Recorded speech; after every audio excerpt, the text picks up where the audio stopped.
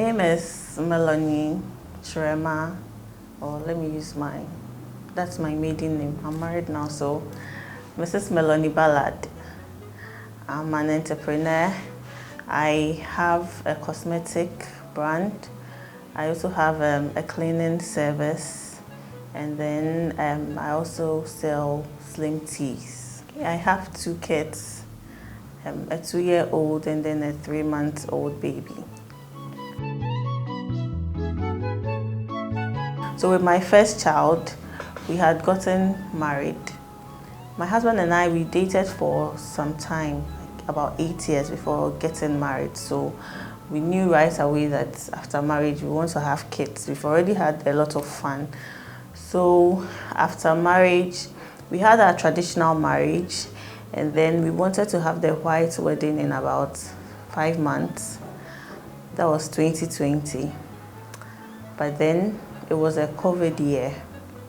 And fortunately or unfortunately, I got pregnant in the same month we got married. I got married in January, and then I got pregnant the same month. And then COVID happened. So either ways, we wouldn't have been able to have our white wedding. So I got pregnant then. Everyone was happy. But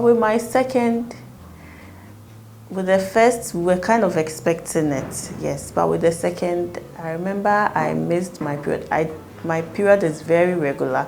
So when I missed it, the next day, my husband was going for grocery shopping, and then I told him, after writing the list, I added the pregnancy test at the bottom. He called and was like, wait, what is that one for? He didn't buy it. And then he came home. He came to ask me again, was I serious or I was joking? I should be serious because he's hot. And then I was like, oh, I'm serious. He said, since you said I should buy it, then you are pregnant. There's no need for us to check it. But he bought it. And he came to the room. He said, it's positive, right? I said, yes, it's positive.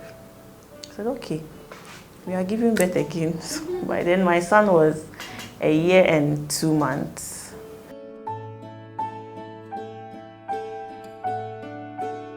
With the first pregnancy, it was a COVID year.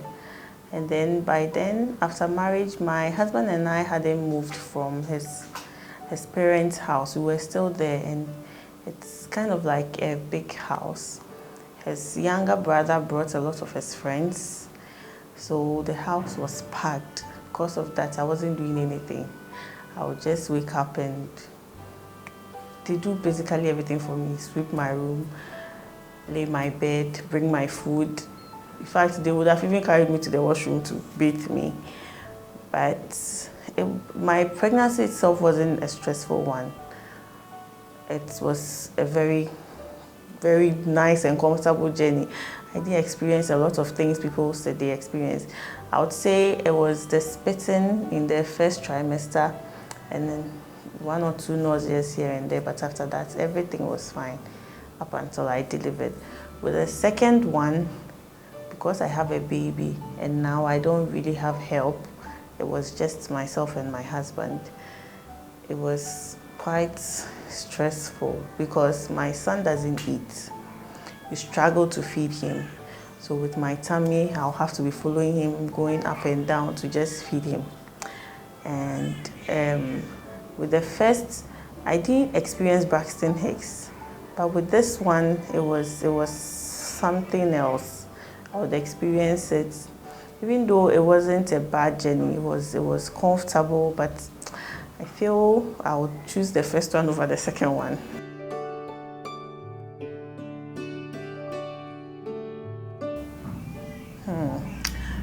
The sleeping positions. Oh God, I'm a back sleeper, and because I couldn't sleep on my back, and then also in the 3rd trimester, you'll be peeing, you already can't sleep. I find it difficult to sleep when I'm pregnant. As soon as you start sleeping, you want to pee. You have to wake up, go, come back. You want to sleep again, you want to pee. It was annoying.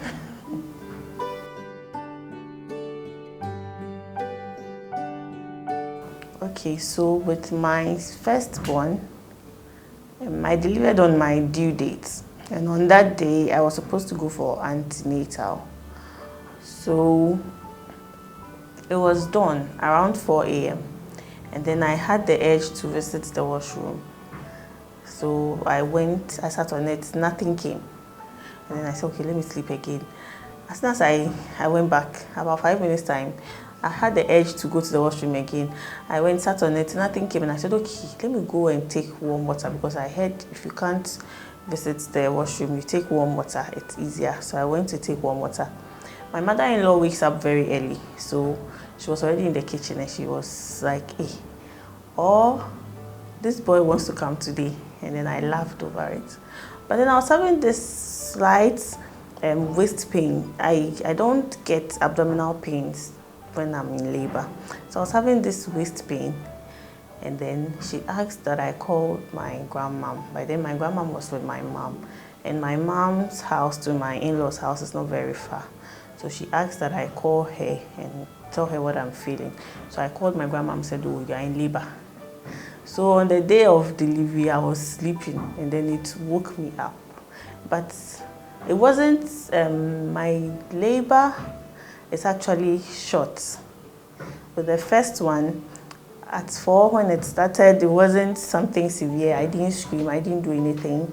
I just was walking up and down. When the pain comes, I'll I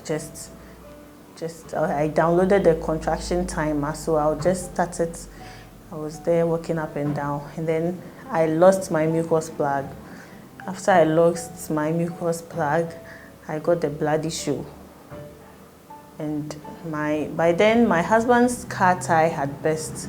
So his brother had removed it, put it in his car to go and change it. That was around 5 a.m. He went and he came back around 8:30. By then, my mother-in-law was like, no, we should sit in her car and take it to the hospital. But then he came, we fixed it, and then we got to the hospital around 9:40 thereabout. So my husband called my midwife and told her that, oh, it feels like I'm in labor. So she said, okay, I should go. If it's labor, they'll keep me. If not, I would come and see her, since I was supposed to go for antenatal. And then we got to the hospital. I also had a friend midwife there. We called her. So when we got there, they were just about to, my friends were about calling to find out if we were there. They called, they said I had delivered. They said, no, you're lying. We got there, I delivered in less than 30 minutes.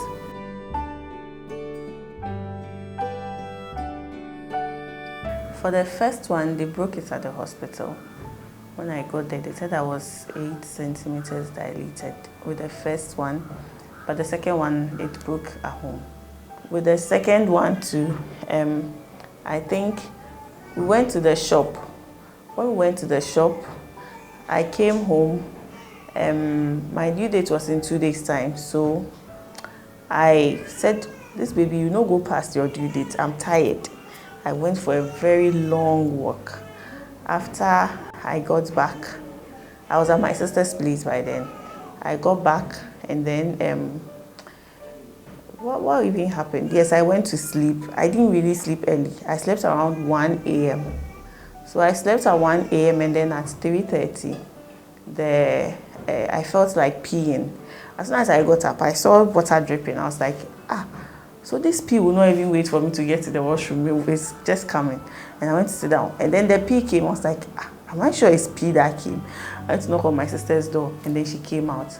I told her to come and look at the water on the floor. Is it pee or my water broke? And then she was like, don't you feel any pain? As soon as she said, don't you feel any pain, my waist started hurting. They said, hey, person in hospital.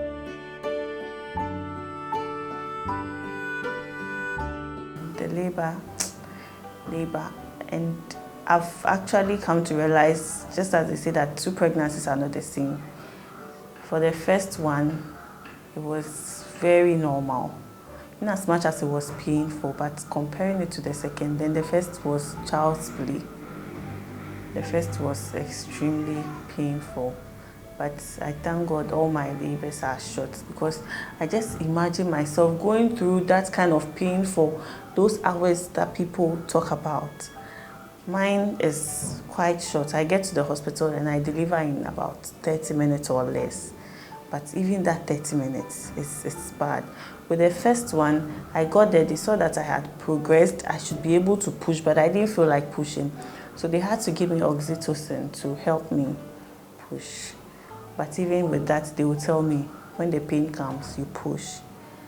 But with the second one, no. I wanted to stop pushing, but it was coming. Like they wanted to, I had episiotomy with the first one. But with the second one, when the nurse wanted to give me the episiotomy, the baby already came out. Like she just gushed out like this. God bless that midwife. She was alone. She was the only one who delivered me. And she did everything herself. And the way she caught the baby, someone would have slipped and fell. My husband took a video. He has videos of both childbirth. Looking at the second one, it was serious because the first one, when the head came, they told me to stop and then they managed to bring. But this one, the baby just gushed out and she was so big. The first baby weighed 3.3, but the second one was 3.9. She was so big. Even after delivery, I still felt I was in labor. I was in so much pain. I was crying, telling the nurse that my abdomen was hurting. She said that after the placenta comes out, I'll be fine. Even after the placenta came out, I was in so much pain. Like, I didn't want to walk. I didn't want to do anything. Labor is painful. Well, I was just grateful, but those people who see their babies and cry, no. I was just thankful that the pain was over. With my first son, when he came out, all I said was, "Thank you, Jesus, and you are welcome." He was crying and screaming. But with the second one, when she came, I think it was after a few seconds before she cried. And I was like, "Hey, nurse, is she fine? Is she fine?" The nurse was like, "Oh, she's fine, she's just tired." That was it. But she started crying. I was just thankful they were all out, but that kind of, no, I didn't feel that.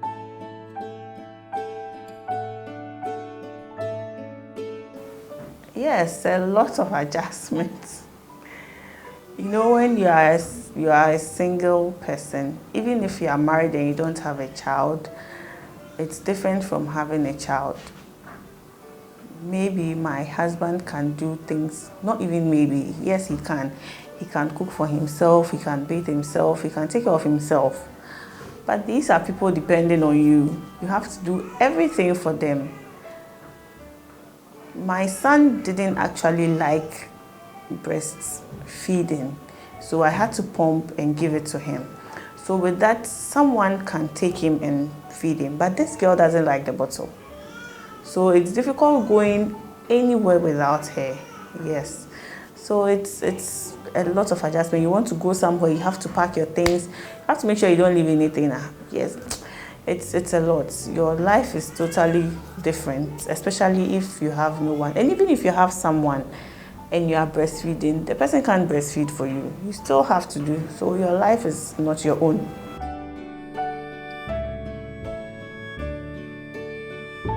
I actually didn't think I was that capable. In as much as I've loved children since I was very young, but you know, it's different seeing it from the window than being in the room. If you are in it, if you have the child, if you have someone you are taking care of, it's total different thing altogether. I didn't think I would be able to do this, especially having 2 kids. When I delivered, my son wasn't 2 years yet.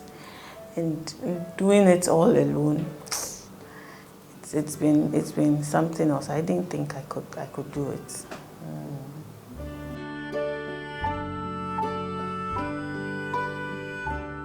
No, I don't know at all. I just go with the flow. Someone can't advise you. What worked for someone might not work for you. They will tell me that, oh, my son, and when he meets children, he will eat. He meets kids and he's like, oh, you want to eat, so eat your food. I don't care. They'll say, oh, give him, change his plates, his spoons, make something colorful. You do all those things and he just doesn't like it. He wants to be forced, or give him a cartoon, then he'll be still. But even with that, he only likes watery foods. He doesn't eat solids at all, even at his age.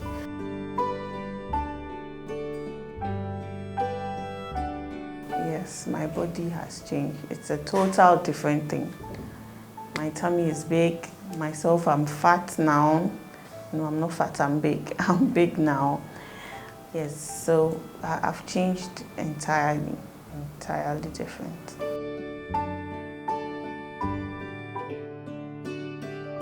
Sleep is for the weak. You don't sleep. Right now, I don't sleep, and I'm used to it. It becomes a part of you.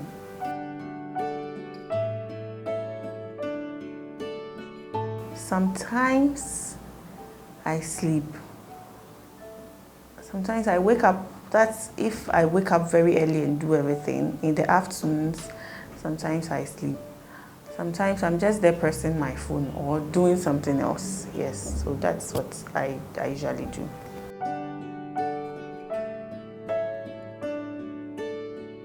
My first son, okay, this is with me and breastfeeding. God has blessed me with excessive breast milk. Right, with my first son, I started leaking breast milk when I was 5 months pregnant. With this, I think I was 3 months pregnant when I started leaking.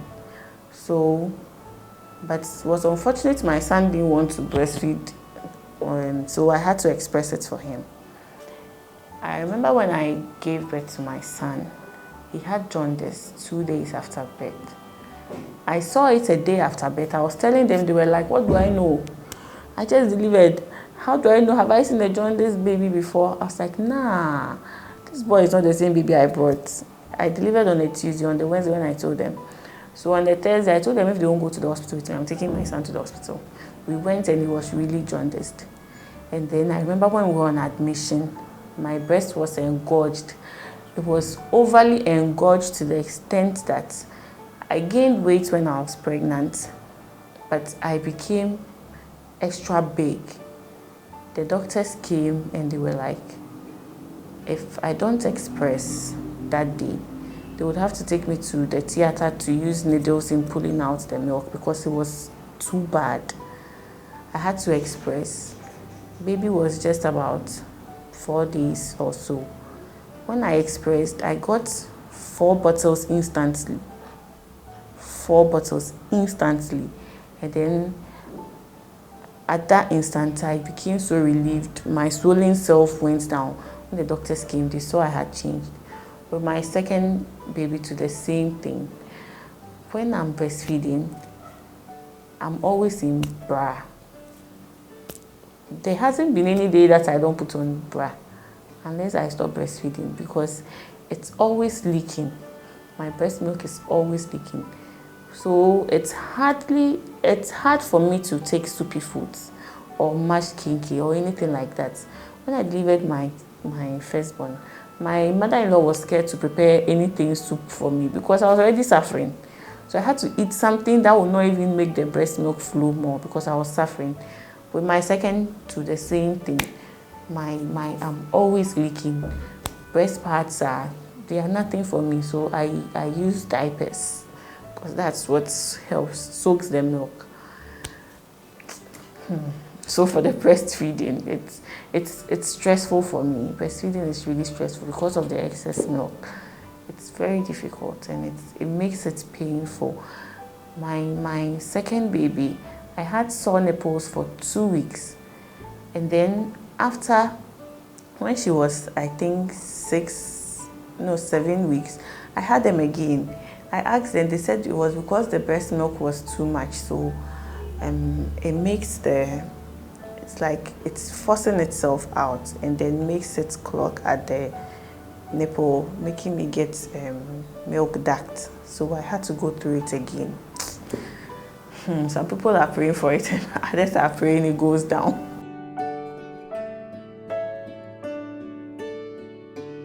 Washing, it's not easy. You know, my mom said you don't wash newborn clothes with the washing machine, so I have to use my hands for the washing.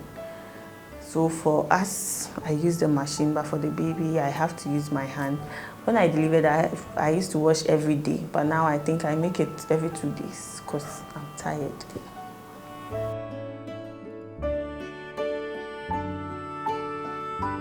everyone around me says it. They are like, they are surprised at what I do. Even they being mothers, I'm doing it better than they do it. My mom tells me that I'm really trying. I'm doing it so much better than she did. My in-law also says it. So I've really surprised myself, and then I thank God for strength.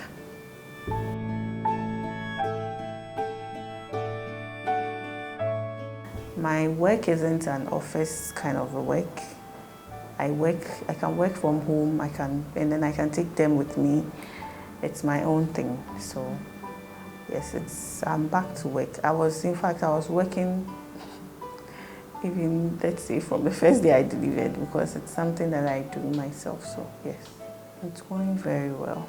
It's for the cosmetic aspect. I do it with my sister, and then she has traveled at the moment. She's gone for vacation, so all the burden is on. Even in as much as I have people helping, but when it comes to direct communication with clients and those things, and those are the main things when it comes to it. The rest is, after you sort everything with the client, you just pass it on for them to do and deliver it. So it's quite stressful.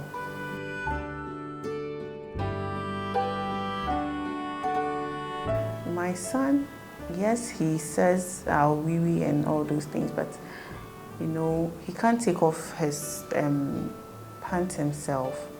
So when I'm going out with him, I put on diapers for him, plus the baby. You need to put on extra clothes.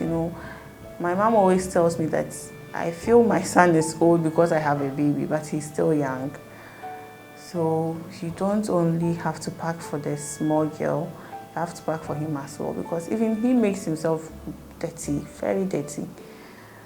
So you have to pack a day before, or if it's in the afternoon, you pack in the morning, so you don't miss anything, because if you pack at the last minute, you might leave something. So for packing, it's very important.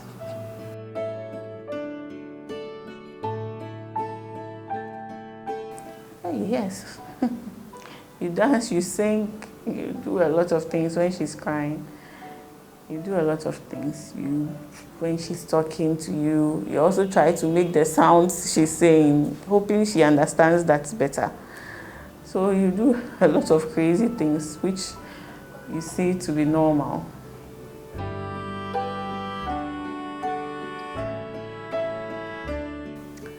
Well, I don't think I read anything.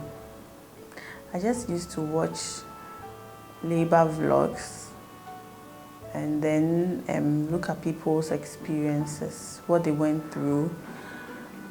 But okay, no, I remember I read one thing.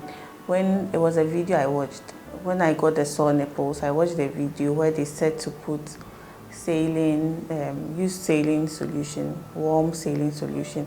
You put your nipples in it a few times in a day, and then you rub it. It would help open up the ducts. I think I did that and it helped, because I did a lot of things that the sore wasn't really going, but after doing that, I think it helped.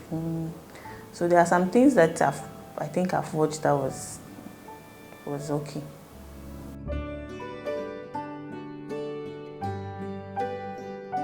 No, I call them by their names. I call them by their names, yes.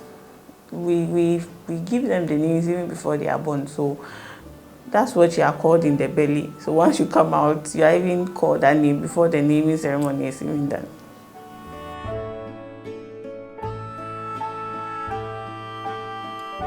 Sometimes you feel you need a break.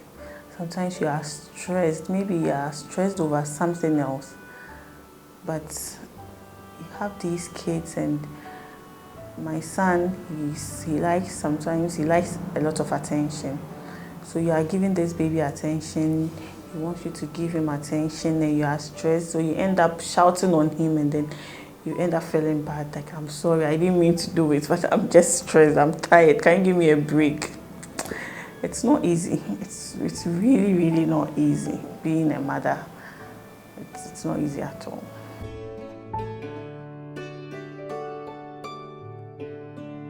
think when your child notices you are their mom, even with a baby, as young as she is, when she's with someone and I'm passing, she tries to, without a sound, I don't know if she smells me or something, she just tries to move towards the direction I'm in. My son also sees me and he's like, mommy, mommy, you know. Yes, it's quite rewarding. You feel like, oh, I'm not working in vain. You are, you know, you are working towards something. Yes.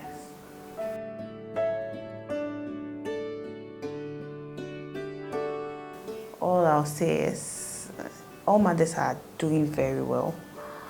You shouldn't think you are not doing it well because someone else's own looks easier. Babies or kids are all different. And you just need support, especially if your husband is around. They play a bigger role in catering for these kids. So I would urge all parents to do it together. That is if they are both at the same place. They shouldn't leave everything to the mother because you are the mother, so mothers should do everything. No, the father should also help if they are not around. If you think sometimes you need a break and you have someone who can be there, you should let them because it helps with your sanity.